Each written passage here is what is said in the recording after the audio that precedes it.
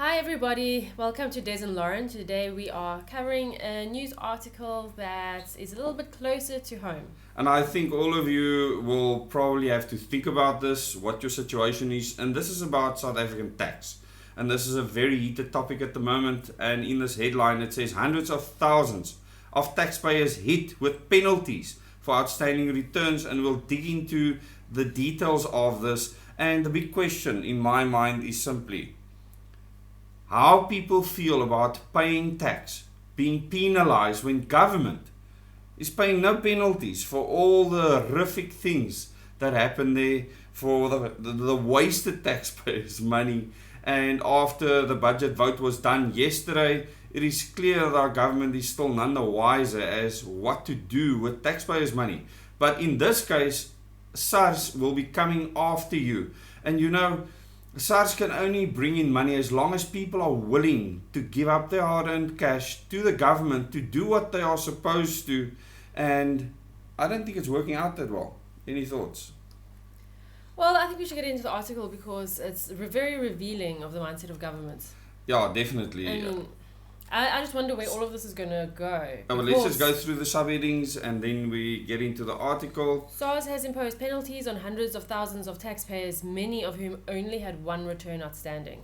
So a single tax return, and in the past they wouldn't penalize people for a single tax return outstanding, and now things have changed. And this article link you will find in the description below the video as well as in the first comment, so you can go and find it there. You can also join this channel and you can subscribe, click the bell icon to get notifications for future videos. Previous penalties were only imposed on taxpayers with more than one tax return outstanding. And this one's terrible. Penalties for failing to file a return, even if you don't owe any tax, start at 250 Rand for each month the return is outstanding, and penalties based on outstanding tax can be as high as 16,000 Rand a month every month until the returns are filed.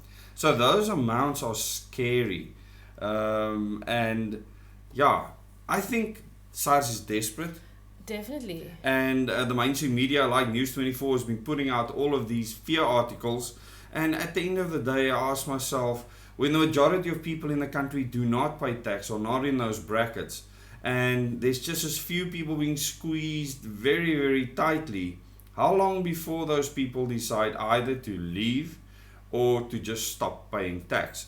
And there's many other articles talking about SARS losing out on 91 billion Rand in illicit trade, where people are just going underground and not doing trade anymore, where SARS can get their hands on their money. When people start bartering, for instance, you can't tax bartering. There's many ways of getting around this tax system. I mean, we might as well think businesses are failing with the load shedding. Yes. So let's bring on the informal economy as fast as possible. Let's go. The South African Revenue Service has imposed penalties amounting to 381 million Rand on 690,000 taxpayers for outstanding returns this year. Note, imposed doesn't mean people have paid it. The tax authority confirmed that some 609,000 of these taxpayers had been penalized for just having one return outstanding. Since December 22, penalties can be applied for a single outstanding return. So a change in strategy, and it's almost like they want the people of the country to rise up against government, because that's what it looks like to me. They don't want that. I think it's really a last-ditched effort to try and get as much money as they can. You think it's just desperation? Kieswetter must be becoming a really hated person very, very soon, because this guy is psychotically trying to find any tax money that he can to balance the government books, because our government is just swelling and swelling. They're just creating more and more committees and more this and that to try and counteract the ineptitude. I'm not a fan of comparing countries, but if you look at the Nordic countries, tax can be as Never high use the word as... but, eh? Yes, can be as high as 70%. I think people will happily pay tax if you can see the government working. Even though I would prefer a completely different way of life, I feel like if the government's actually delivering quality services... Now, evidence shows that people are willing to give most of their salaries if the government will deliver everything for them. I don't want to live in that kind of world, but people certainly are willing to do that. And in South Africa, people have tolerated this for a very long period of time. Very tolerant. When will they break? So my question is, before we move into the meat of the article, 381 million imposed on 690,000 taxpayers. Imagine the power of 690,000 taxpayers if they take that money and spend it in an alternative way other than funding the government. Absolutely. Previously, penalties were only imposed on taxpayers with more than one tax return outstanding, but an amendment to the Tax Administration Act, making it possible for SARS to penalise those with just one return outstanding, has resulted in many more taxpayers being penalised. Put in the comments below if you knew about this act, if you saw any public participation announcement for this act being passed. A SARS spokesperson confirmed that only 86,000 of the around 690,000 taxpayers penalised this year had received penalties for multiple outstanding returns. But that shows a very compliant tax base. Oh, we are. Yeah, extremely compliant. The people of South Africa have been brainwashed for years in school and everywhere else that you have to pay your tax. And I'm not saying that people shouldn't pay their tax. It's absolutely your choice. But under our constitution, you are allowed to withhold tax. And there's specific ways that you have to do that if you don't believe that government is offering you the services. And some towns have actually done that, where they actually put money into a specific account administered by attorneys, and then they use those funds to look after what happens in their town. Local, yes. To take the money of your salary. Usually if you work for a company that's out of your hands. Yeah, that becomes a problem, and I believe that can be challenged in the Constitutional 100%. Court. The fact that the tax is just taken off your salary and given to the government, because you then cannot exercise that right. And a lot of people have complained about that in the past. But let's go through the rest of the article. We don't want this to tarry too long, but you need to be aware of this, because this is the next way that people can be targeted. In other words, SARS can choose to leave certain people alone, and especially when AI gets involved, and this is how they're monitoring and tracking now your lifestyle, and they're doing audits. They will target specific people, if you understand what I'm trying to say here.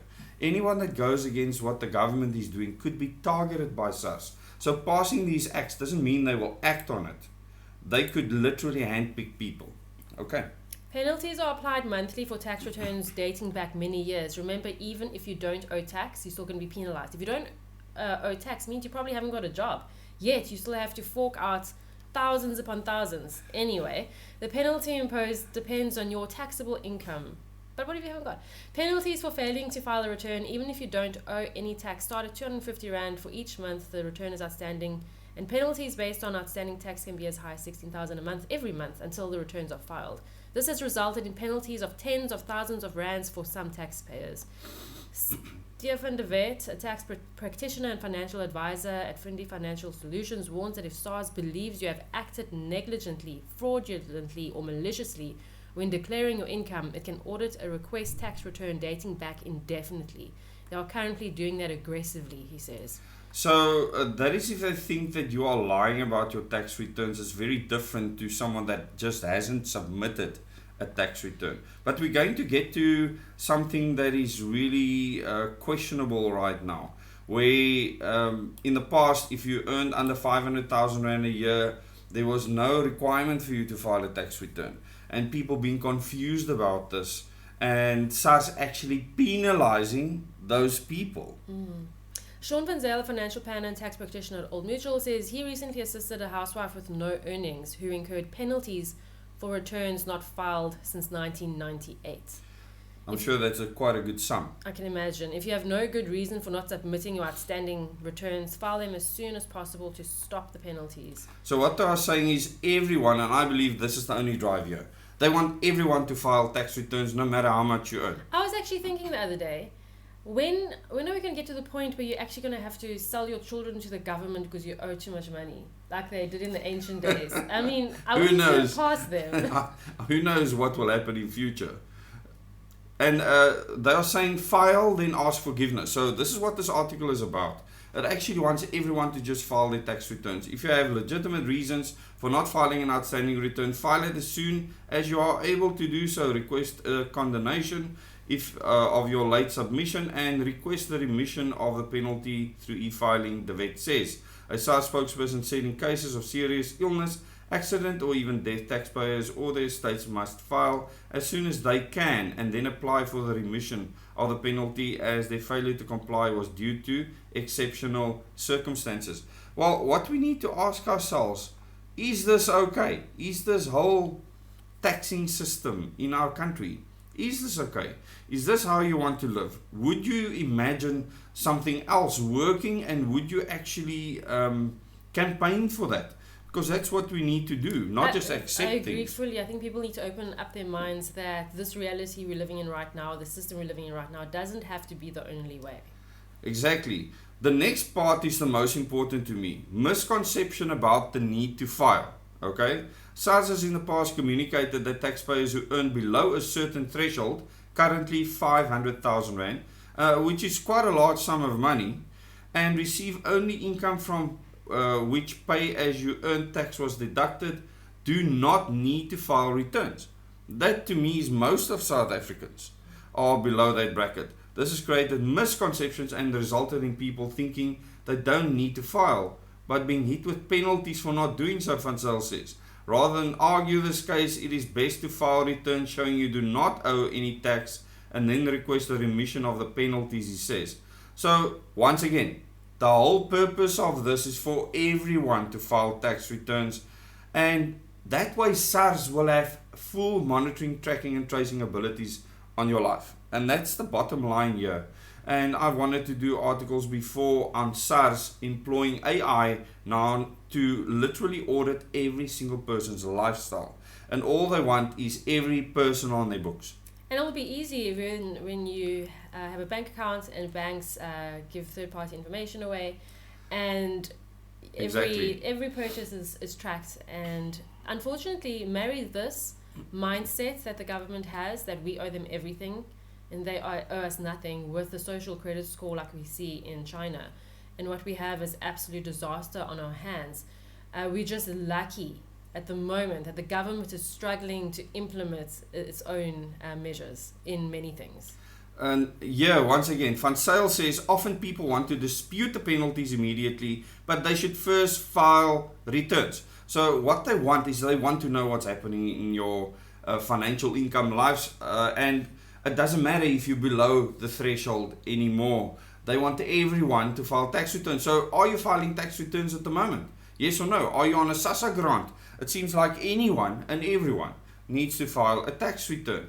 And don't ask for the penalties to be remitted because you do not know that you need to file a return. Ignorance of the law is not a valid excuse. Van Zyl says a valid excuse would be if you were under the impression that your returns were being submitted and did not receive any communication from SARS that returns were outstanding. So there's a tip for you. A very good tip. Okay, when penalties are not waived, they go into the rest. You can read that yourself. It's very, very long. Very long. Penalties can hold up refunds and find the documents, where to find them. It's a big PR stunt for SARS, and News24 is very good at doing this. In line with Naspers, Koos Becker, one of the people that run this country. So be aware of this. We want to make you aware. I want you to start thinking about alternative tax systems, very different tax systems, that it is possible. Yes, put your ideas in the comments as well. Yeah, put your ideas in the comments. Where we can change the tax system. I believe that national government can run on a 1% tax, especially if you levy taxes in your local governments, if you need services. But in communities that are self-reliant, people will be able to do their own thing. They won't need local government to do most things for them. So think about that. Think about that lifestyle. Think about how we can do that in South Africa. Most of the cultures in this country come from a self-reliant background. And many Western influences that is coming to our government is trying to tell us that we need to be dependent on government for everything. This is a huge fallacy. It is a huge problem and it needs to stop. Any last thoughts, Lauren? This article for me just highlights how the more controlling and powerful a government is, the less incentive for individuals to be better and to make a success of their own lives, because the success of your life then funds the very government oppressing you. And we're really stuck in this catch-22 situation, and I think it's painful for a lot of people. to go through this, to pay the amount of tax they pay on their salaries when they know that the poorest of the poor are not getting helped.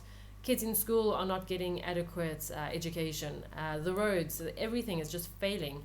And every month you see that huge chunk of your salary going to a useless, incompetent, absolute evil government. And in our case, it is huge. We could help many families if our money would be made available just from us. Had to be made available for us to look after people. We could carry quite a lot of families every single month with food and things like that. So if we change how we tax. I did a very, very rough calculation quite a long time ago, many years ago. When I worked out, I can't remember the exact threshold, but people at a certain salary, rather upper middle class, affluent salary, just has to help 10 poor families directly, and you can solve poverty. Correct. And by help, I don't just necessarily mean just give money, but help in many ways. Instead of having this government extort money out of the working citizens of the country and then absolutely squander it. Just remember, at the moment, out of every tax rand, 59 to 60% goes towards government salaries. 20%, 21% goes towards debt repayment. There's only 20 cents in every tax rand remaining for what people call service delivery. I call it theft and squandering, because that's what it is. Terrorism on the populace. It's nothing but that. Don't use the word corruption in my presence, because that is an absolute misnomer. It's theft, and it's treason and many other things. Call it what it is. And think about what Lauren has said, what I've said with regards to tax, creating a new system where we don't need this nonsense, this absolute abject nonsense. This ties in with Agenda 21, with Agenda 2030, and we will fight it to the last for the future of our children, our 4 kids. We want them to live in a world where this is not their reality. Thank you so much for watching, and please remember, you can join as a member. Tonight we will have our members live stream starting at 7 o'clock on Zoom. We'll put the link in the community tab just before 7. So looking forward to seeing you there. You can just click the join button. But if not, you can just subscribe, click the bell icon to watch more content like this.